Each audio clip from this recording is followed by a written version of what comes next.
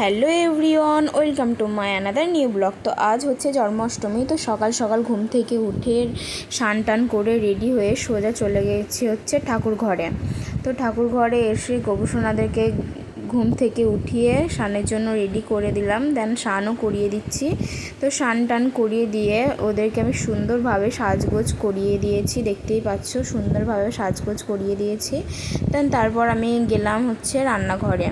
তো রান্নাঘরে এসে দেখি হচ্ছে ওদের জন্য 5 রকমের ভাজা, সাথে হয়েছে পোলাও, আর করেছে হচ্ছে আলুর দম, আর ওর স্পেশাল হচ্ছে তালের লুচি আর তালের বড়া। এটা না হলে তো জন্মাষ্টমী অসম্পূর্ণ।